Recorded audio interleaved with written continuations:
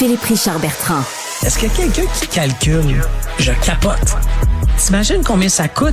Entrepreneur et chroniqueur passionné. Qu'est-ce que tu veux de plus? Philippe Richard Bertrand. Philippe Richard Bertrand, bonjour, notre grand voyageur.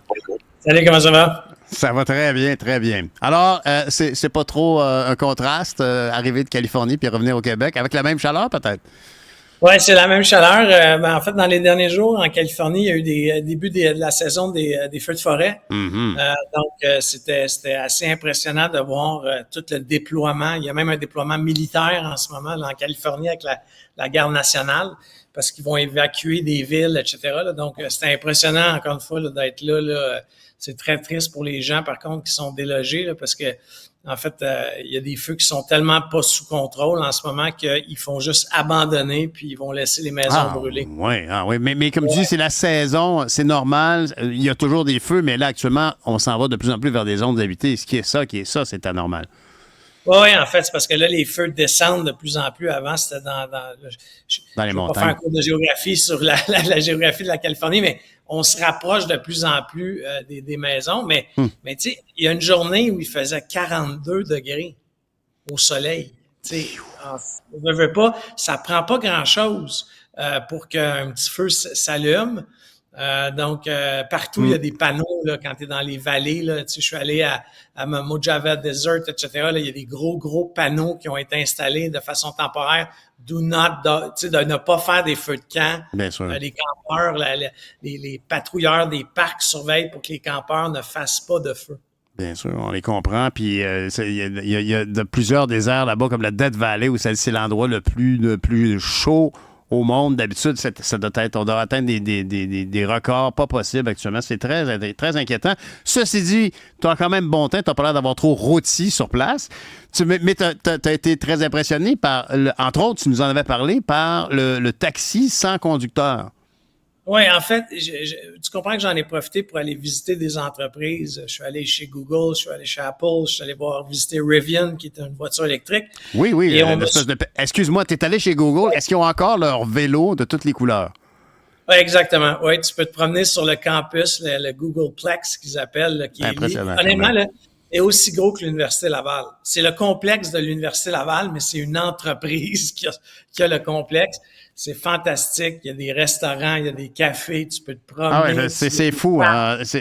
Tu vois tout l'argent, mais à l'époque, quand j'y suis allé, moi, tu voyais juste la promesse d'une nouvelle façon de voir les choses. On ne savait pas à quel point ça serait payant pour eux. Je me rappelle qu'ils avaient gardé, ils ont les droits quand même sur le petit logo qui indique sur une carte Google Maps ici.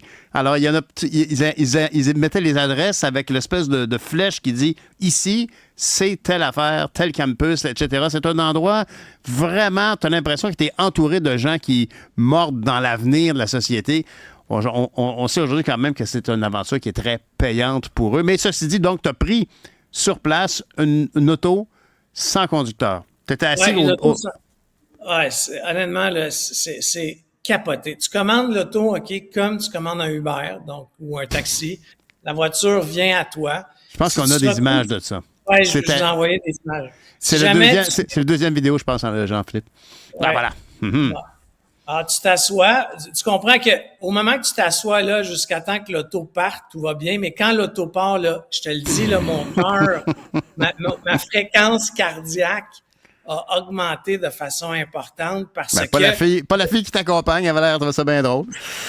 Non, mais c'est parce que on en rit parce que c'est hyper impressionnant. Ben, je comprends. Tu comprends que si tu passes un artère, il y a des gens qui arrivent pour traverser, OK? Tu sais, comme il peut arriver au coin de Sainte-Catherine et Berry, là. Ben oui. Tu sais, un piéton qui veut s'aventurer pas au moment où il le doit. Mm-hmm. La voiture a ralenti, OK?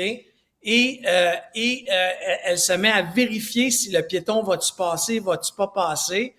À un moment donné, j'ai forcé la voiture à prendre une ruelle, Pierre, juste pour voir, là, OK? Et là, la voiture a complètement gelé sur place. Et là, ça marquait dans le tableau de bord. Bon, t'es allé casser le système de quelqu'un, là, pauvre zone. Allé dans le tableau de bord, ça disait « Veuillez attendre, ne sortez pas du tout du véhicule. Un ingénieur va prendre contrôle de la voiture. » Et là, ça se fait naturellement. Il y a un pilote à quelque part dans un centre de données qui prend le contrôle de la voiture pour te sortir. Mais où je veux en venir avec ça, c'est que tu comprends que c'est en fonction dans la région, dans la ville de San Francisco. Il n'y en a pas 3, 4, là. Il y en a des centaines. Ah, oui. Oh, il y en a partout. T'en vois partout. Excuse-moi, mais là, dans le vidéo qu'on vient de voir, tu semblais être assis sur la banquette arrière. Après ça, tu dis que tu as voulu prendre une ruelle. Tu étais au volant? Non. C'est juste que j'ai demandé à travers l'application, demandé à ce qu'ils prennent physiquement une rue. J'ai dit, prends cette rue-là. OK, comme quelqu'un qui dirait, je sais qu'il ne faut pas passer par là, je veux passer par là. Tu as demandé ça et là, ça a comme créé un petit bug. Ça a pas très bien été. Si tu t'assois au volant, même comme passager, la voiture, elle gèle sur place. Elle ne bougera pas tant et aussi longtemps que là, il y a des choses que j'ai passées, tu comprends, j'ai passé de prendre le volant dans mes mains, même si j'étais du côté passager pour voir comment elle allait réagir, là, il y a quand même une limite. Mais honnêtement, ça facture sur ta carte de crédit, tu sais, c'est le futur. Ce que j'ai vu là-dedans, c'est le futur des transports. Puis tu comprends qu'on est tellement loin d'une adoption de ça au Québec et même à Montréal et ou à Québec pour la seule raison que, tu sais, on est toujours lent au Québec. Tu sais, toute l'innovation, toute l'automation, on a juste à regarder nos usines, là. C'est pas moi qui le dis, là. C'est des centres de formation. Les usines sont 10 ans en retard au Québec. Alors, imagine avant qu'on ait des produits consommateurs. Je vous ai envoyé d'autres images. Je ne sais pas si vous êtes capable de les mettre, mais je suis allé dans un café. Le café est entièrement robotisé. Il n'y a plus d'employés dans le café. OK? Ça, là, tu comprends? L'employé, il se fatigue pas. Il n'y a pas de pause pipi. Il y a pas, tu sais, ça fonctionne. Et j'étais assis là pendant 1 heure. J'ai dû voir au moins 100 personnes qui ont payé leur café 8,50 US. 8,50 US, oui, je comprends. Ça coûte cher un robot. Mais c'est capoté. Il y en avait 5 comme ça dans ce café-là. Mais Philippe Richard, c'est tellement intéressant que tu nous parles de ça parce que moi, je sais qu'il y a une chaîne de boulangerie, pâtisserie, ça s'appelle le Mamie Clafoutis, si je ne me trompe pas. Ils ont fermé leur succursale sur Saint-Denis, au coin de Cherrier.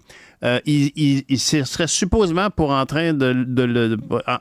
appliquer des processus d'automatisation au niveau du service. C'est très ambitieux, mais est-ce que le 8,50 pour le café est entre autres lié au fait que les gens veulent aller voir le service automatisé et ne sont pas à payer plus cher, ou si ça devrait être une économie d'échelle, ça devrait être moins cher avec l'automatisation? Honnêtement, un café Starbucks, tu sais, qui n'a pas d'automatisation, c'est rendu 6,50 US aux États-Unis, ou du moins dans la région de la Californie, de San Francisco. Donc, je pense pas que le café était nécessairement plus cher. Je pense qu'il était un petit peu plus cher parce qu'on était dans une zone très touristique. Ouais. Mais encore une fois, imagine 5 robots qui travaillent. Encore une fois, t'as pas d'avantages sociaux à payer, t'as pas d'assurance, tu comprends? Ça va révolutionner si ça s'industrialise dans tous les cafés. Ben oui. Mais encore une fois, eux, ils attaquent la situation de la pénurie de main-d'œuvre d'un autre angle. L'angle, c'est pas l'immigration. Tu sais, au Canada, la situation du problème de la main-d'œuvre, on a essayé souvent de le régler de par l'immigration. Ouais. Mais là-bas, c'est la robotisation.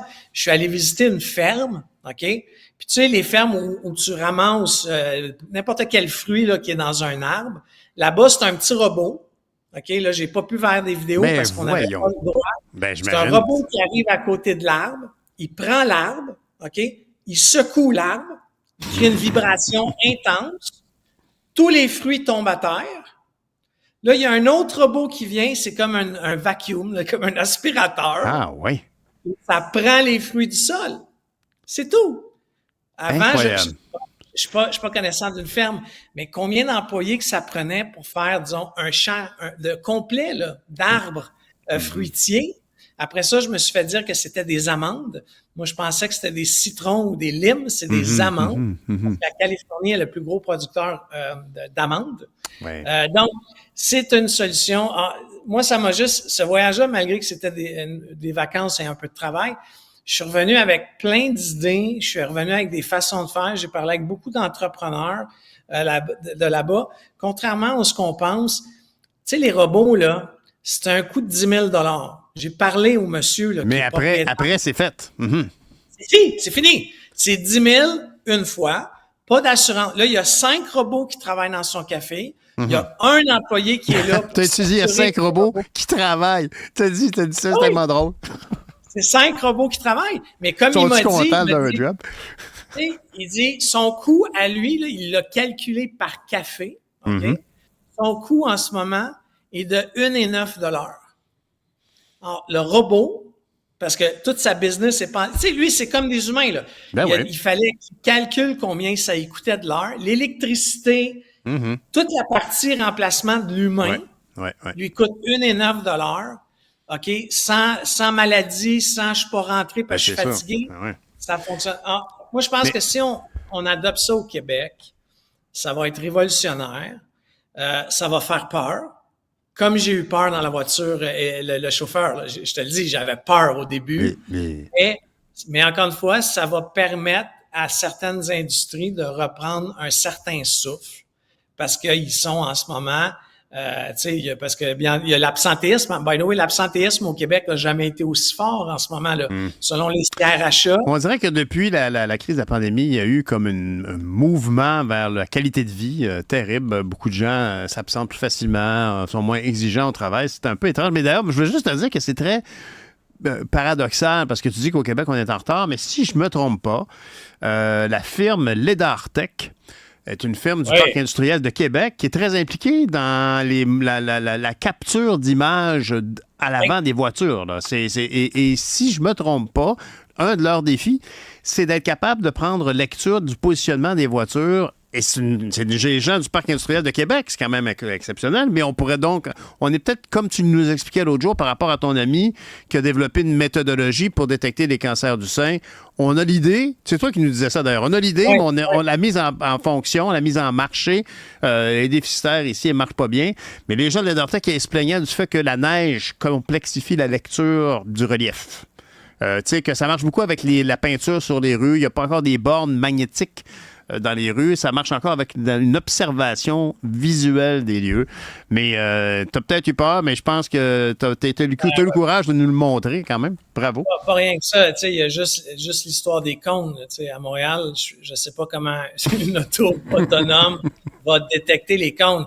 Je pense qu'il y a plusieurs avancées, mais prenons encore une fois juste celle du café. À 10 000 $ US, ramenons 100 $ canadiens, c'est 14 000 $ canadiens.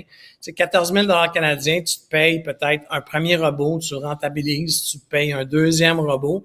Mais encore une fois, il n'y a pas réellement de valeur ajoutée d'avoir un employé qui te fait un café. Tu comprends? Je vais juste dire que ça va être épeurant parce qu'il y a des gens qui vont avoir peur de perdre leur emploi, mais je pense que les emplois vont se transporter ailleurs parce qu'il y a d'autres industries. Alors, tu sais, juste dans les champs, je te parlais des champs, tu sais, il y a beaucoup de travailleurs étrangers saisonniers qui viennent pour cultiver nos champs au Québec. Bon, est-ce que ça serait pas de robotiser ça? Là, je comprends c'est plate pour ces travailleurs-là qui venaient au Québec pour le saisonnier, mais encore une fois, c'est toutes des petites choses comme ça où est-ce qu'on dépend moins de l'immigration pour faire des travaux à non-valeur ajoutée. Je pense que ça va aider le Québec. Ça peut aider. Puis tu comprends, tu règles le problème de l'automatisation, tu règles un petit bout de l'immigration, tu règles un petit bout de l'immigration, tu règles un petit bout de la crise du logement. Tu sais, c'est comme ça. Il faut que tu penses à régler petites affaires.